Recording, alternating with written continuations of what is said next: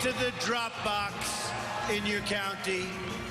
Don't put it in the mail. I know everybody says how honest everything is with our political system, but we all know better. That's Donald Trump last night in Denver, one of more than a dozen stops he's making this weekend. Let's bring in Chris Kofinis, Democratic strategist and former chief of staff for Senator Joe Manchin, and Scott Jennings, former White House Deputy Director of Political Affairs under President George W. Bush. Gentlemen, off we go now. Let's take off with this. Chris, with you first. Yesterday, the Clinton campaign adding 2 Michigan events to its schedule, one with the candidate, one with the president. Are they worried? And if so, why? I wouldn't say they're worried. I think it's just kind of a smart strategy. There has been some tightening in some of these battlegrounds. It hasn't turned completely, like no critical battleground state has turned completely to Trump, and I mean specifically here like Pennsylvania or Michigan. But they've tightened enough where you want to be, you want to be smart about it in the last, few days of this election. I think when you look at the battleground map, with about 2 days left, I'd rather be the Clinton campaign, obviously, than the Trump campaign. The Trump campaign really has a difficult path here. They've got to pick off a blue state, and as of yet, they haven't been able to turn any of these polls in their favor.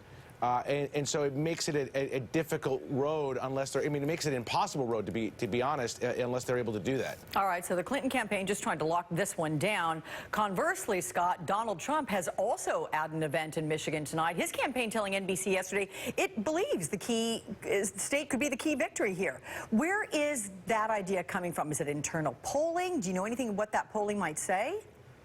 Well, I think the Trump campaign believes it's closing in Michigan. The polling does show that.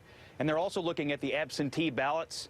Absentee voting is up in Michigan this year, but it's down in Detroit, which has a lot of African-American voters who would traditionally be voting Democrat. So what you see right now from the Trump campaign is some belief that they do need to win another blue state. That's absolutely true. And that Michigan, with demographics similar to Ohio and other Rust Belt states, may be the path of least resistance.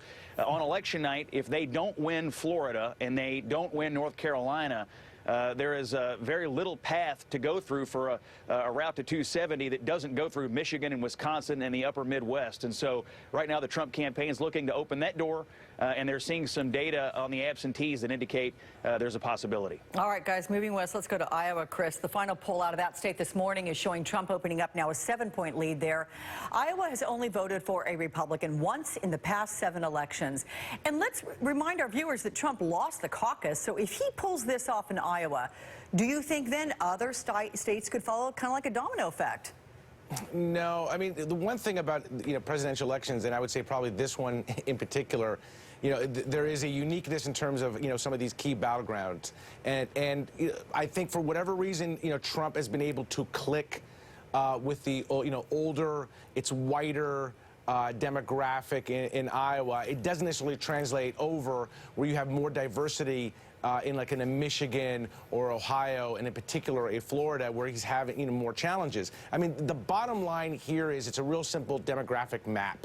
And what I mean by that is, you have Trump's inability to build support amongst millennials, African Americans, Hispanics, and that becomes, and women, and that becomes a real difficult hurdle for him to win some of these bigger states. If he can't win some of these bigger states, he simply does not have the numbers to get to 270. So, Scott, in your mind, you say that without Florida and North Carolina, this is going to be pretty tough. But can you envision a scenario that you see 270 for Trump?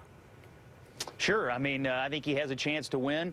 Look, on election night, we're going to be looking at Florida, as Mark Murray said earlier on your show. If he wins Florida, we're going to be in for a long night of counting votes in a lot of states. If he loses Florida, which may come in early, the returns, then it's probably going to be a very short night. So after Florida, let's say he wins it. It looks good for him right now in Ohio.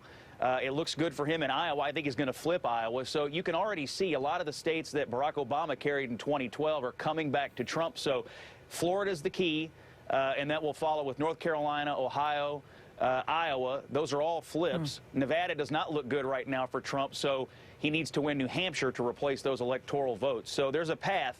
A lot of it's keyed off whether he can keep Florida under control and put it in his camp on election night. Kind of sounds like threading a needle, though, I got to say. Hey, Chris, I know you have conducted some focus groups over the past few months in the battleground states. Have you noticed a shift at all? And if so, in which direction and why?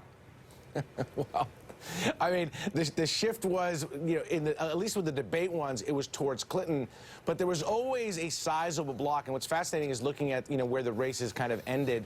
You know, we always had a sizable block of voters that were undecided, and no one could understand why these folks were undecided and why weren't they moving. And it's because they would kind of boomerang back and forth between these two candidates in terms of what they liked and what they disliked. And that's really hard, you know, for Democrats like myself to understand, but it is what it is.